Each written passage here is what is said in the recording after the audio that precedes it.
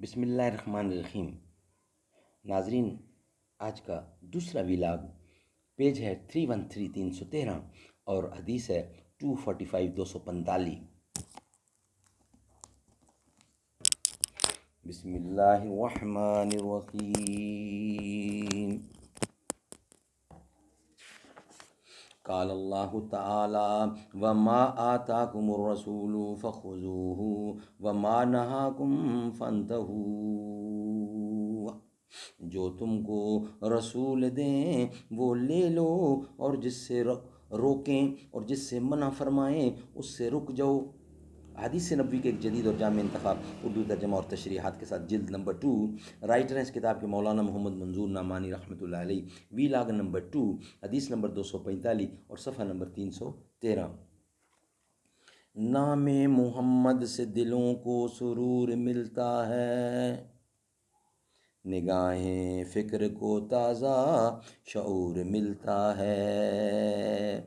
نام محمد سے دلوں کو سرور ملتا ہے، نگاہیں فکر کو تازہ شعور ملتا ہے۔ نصیب کیسا بھی ہو وسیلہ محمد دے کر، خدا سے جو بھی مانگے ضرور ملتا ہے۔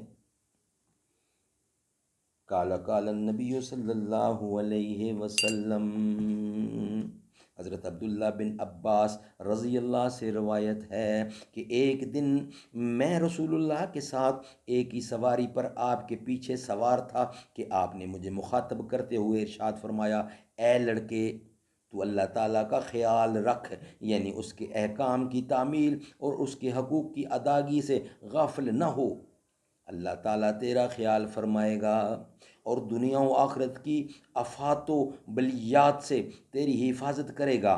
تو اللہ کو یاد رکھ جیسا کہ یاد رکھنا چاہیے، اس کو تو اپنے سامنے پائے گا، اور جب تو کسی چیز کو مانگنا چاہے تو بس اللہ سے مانگ، اور جب کسی ضرورت اور مہم میں تو مدد کا محتاج ہو، مدد کا طالب ہو، تو اللہ ہی سے امداد و اعانت طلب کر، اور اس بات کو دل میں بٹھا لے کہ اگر ساری انسانی برادری بھی باہم متفق ہو کر اور جڑ کر چاہے کہ تجھ کو کسی چیز سے نفع پہنچائے تو صرف اسی چیز سے تجھ کو نفع پہنچا سکے گی جو اللہ تعالیٰ نے تیرے لیے مقدر کر دی ہے، اس کے سوا کسی چیز سے نہیں۔ اور اسی طرح اگر ساری انسانی دنیا تجھ کو کسی چیز سے نقصان پہنچانا چاہے تو صرف اسی چیز سے نقصان پہنچا سکے گی جس سے نقصان پہنچنا اللہ تعالیٰ نے پہلے سے ہی تیرے مقدر میں کر دیا ہے۔ اس کے سوا کسی چیز سے تجھ کو نقصان نہیں پہنچایا جا سکے گا۔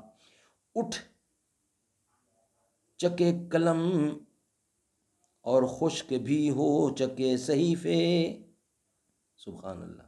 تشریح: حدیث کا مطلب و منشا اور اس کی روح یہی ہے کہ ہر قسم کا نفع اور نقصان اور دکھ اور آرام صرف اللہ ہی کے ہاتھ میں ہے، اس کے سوا کسی کے بس میں کچھ بھی نہیں۔ حتیٰ کہ اگر ساری دنیا کے انسانوں کو کسی بندہ کو کوئی نفع یا نقصان یا دکھ یا آرام پہنچانا چاہیں تب بھی اللہ کے حکم اور اس کے فیصلے کے خلاف کچھ نہیں کر سکتے۔ وجود میں وہی آئے گا اور وہی ہوگا جس کا اللہ تعالیٰ کی طرف سے پہلے ہی سے فیصلہ ہو چکا ہے، اور قلم تقدیر جس کو اب سے بہت سے پہلے لکھ کر فارغ ہو چکا ہے، اور اس کی تحریر خشک بھی ہو چکی ہے۔ ایسی صورت میں اپنی حاجات کے لیے کسی مخلوق سے سوال کرنا اور اس سے مدد مانگنا صرف نادانی اور گمراہی ہے۔ لہٰذا جو مانگنا ہو اللہ سے مانگو اور اپنی حاجات کے لیے اسی کے آگے ہاتھ پھیلاؤ، اور اس سے لینے کی صورت میں یہ ہے کہ اس کو اور اس کے احکام و حقوق کو یاد رکھو، وہ تمہیں یاد رکھے گا اور تمہاری ضرورتیں پوری کرے گا اور دنیا و آخرت میں تم پر فضل فرمائے گا۔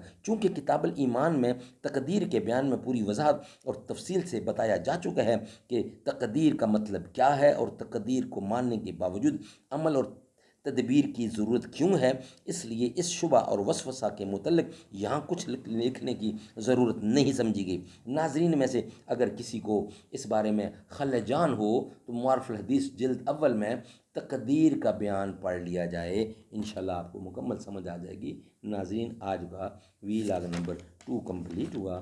انشاءاللہ آپ سے ملاقات ہوگی ویلاگ نمبر 3 کے ساتھ۔